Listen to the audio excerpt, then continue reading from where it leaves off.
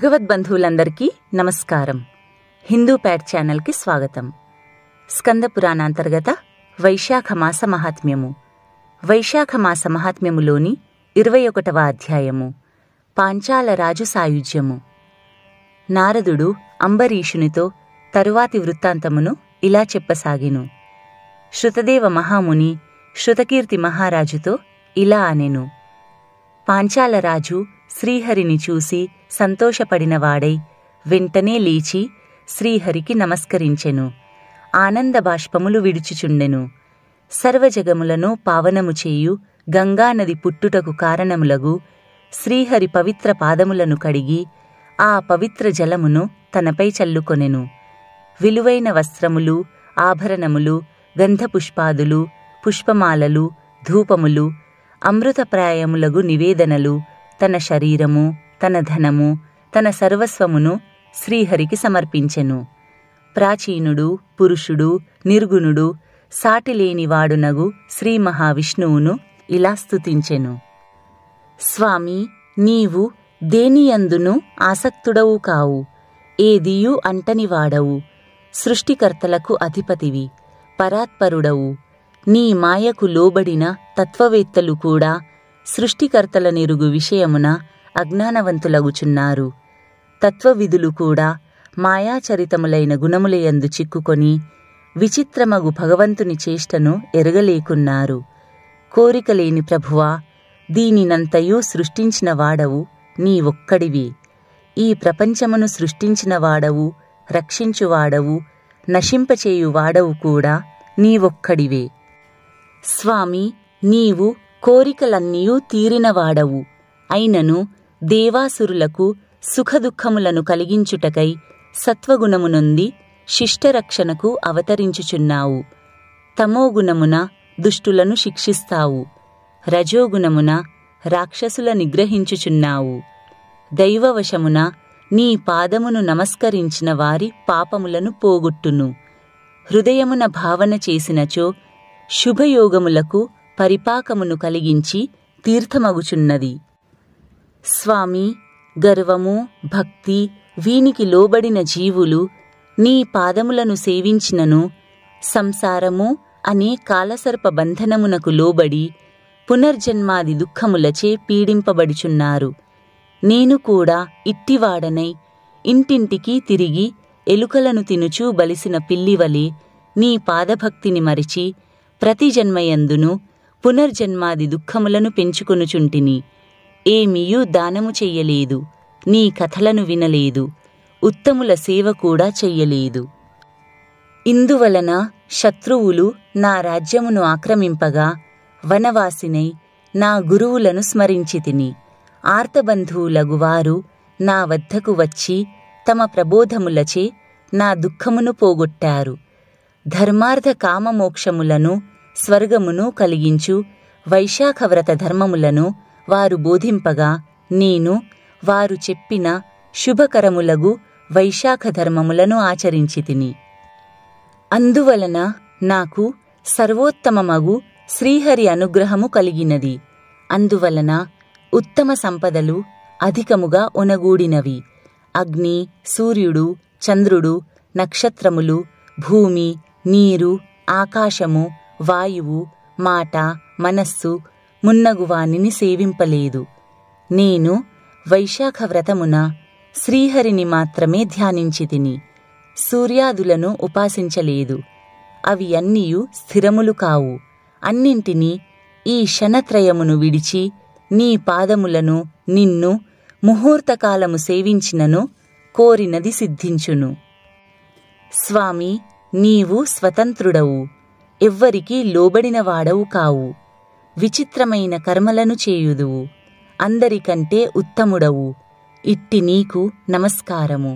నేను నీ మాయకు లోబడి భార్యాపుత్రులు, రాజ్యము మున్నగు పనికిమాలిన వానియందు ఆసక్తుడనైతిని. మొట్టమొదట కర్మదోషమును పోగొట్టి సర్వపాపములను హరించునట్టి నిర్మలమగు నీ పాదపద్మములు ఉండగా నేను సుఖము కావలెననుకొని మమకారమునకు లోబడి అనర్థమునే కలిగించు భార్య మున్నగు కోరికలచే పీడింపబడితిని. స్వామి, ఎచటను సుఖనిద్ర లేదు, శుభము లేదు, సుఖాభిలాష పెరుగుచున్నది. దుర్లభమగు మానవ జన్మను ఎత్తికూడా నీవే సర్వపురుషార్థ కారణమని ఎరుగజాలకపోతిని.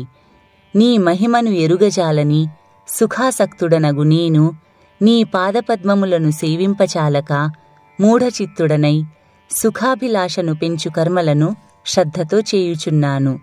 ఏమియును ఎవ్వరికీ ఇచ్చుటలేదు. స్వామి, ప్రభు, పరమాత్మయగు నీ సేవను మరలా మరలా చెయ్యవలెనని ఉన్నను చెయ్యలేకున్నాను. కాని నీ సేవ చేసినప్పుడు మాత్రమే విశ్వమూర్తివి, సర్వశక్తిమంతుడవు అగు నీ దయ మాయందు ప్రసరించును. సత్పురుషుల సందర్శన భాగ్యము కలిగినచో సాగర భయంకరమైన సంసారము గోవు పాదమంత చిన్నదియగును. అంతేకాదు, దైవమగు నీ యందు భక్తిభావము కలుగును. ప్రభు, ఈ రాజ్యమంతయు పోవుట మంచిదే అని అనుకొనుచున్నాను. బ్రహ్మాది దేవతలు, నిరీహులగు మునులు పొందగలిగిన నీ అనుగ్రహమును పొందే అవకాశము కలిగినది. స్వామి, అచ్యుత, నీ పాదపద్మమునే విడువక స్మరిస్తాను. నీ పాదములు దీనులచే ప్రార్థింపదగినవి, అనంత భాగ్యమును ఇచ్చునవి. కావున నీ పాదపద్మములను తప్ప మరొక దానిని స్మరింపను. కావున రాజ్యము, పుత్రులు మున్నగు వానిని, ధనమును, అశాశ్వతమగు దేహమును కోరను. మునులంతటి వారు కోరదగిన నీ పాదముల సేవనే కోరుదును. జగన్నాథ, ప్రసన్నుడవగుము. నీ పాదపద్మ స్మృతి నన్ను విడవకుండా చూడుము. నీ పాదములయందు ఆసక్తి, భార్యాపుత్రాదులయందు అనాసక్తి కలుగచేయుము. ప్రభూ, నా మనస్సు శ్రీకృష్ణ పదారవిందములయందు ఉండుగాక. నా మాటలు శ్రీకృష్ణ కథానువర్ణనమున ప్రవర్తించుగాక. నా ఈ నేత్రములు నిన్ను, నీ రూపమును చూచుగాక.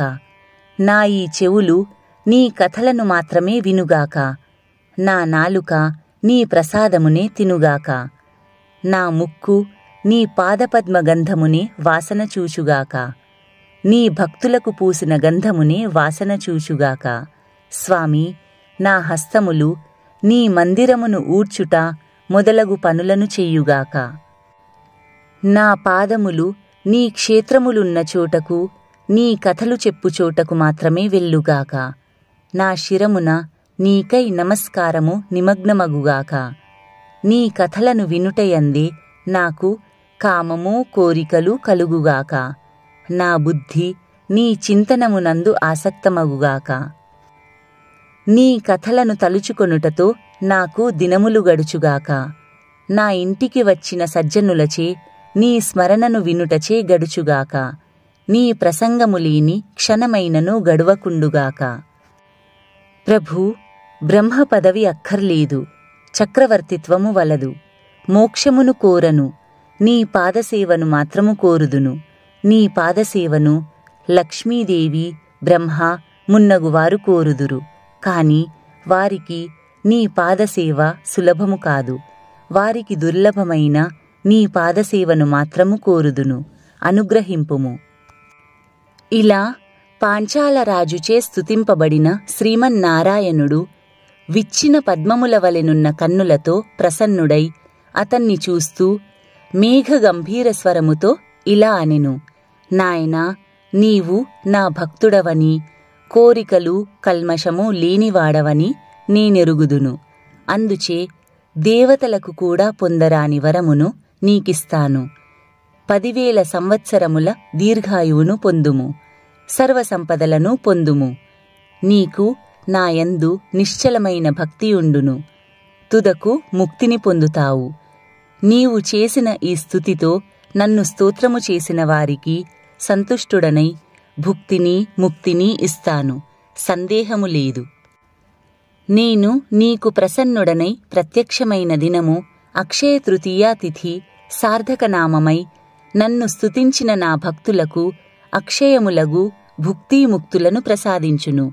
ఈ దినమున నీకు ప్రసన్నుడైనట్లే వారికి కూడా భుక్తిముక్తులను అక్షయముగా ఇస్తాను.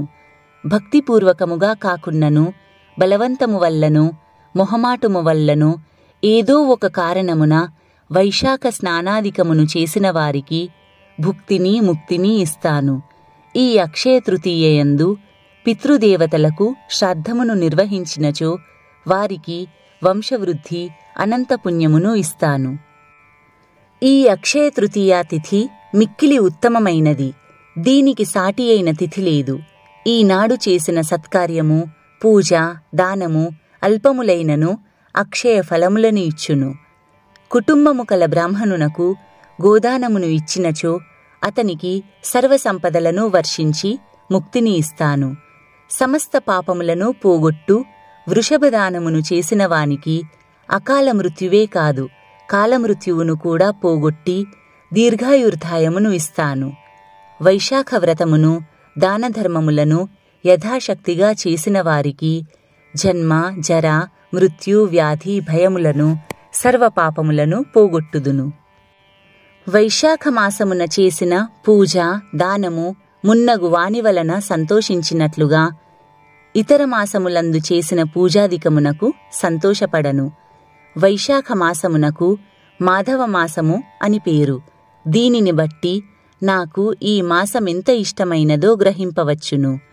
అన్ని ధర్మములను, బ్రహ్మచర్యాది వ్రతములను విడిచిన వారైనను వైశాఖ వ్రతమును ఆచరించినచో నేను అతనికి ప్రీతుడనై వరములను ఇస్తాను.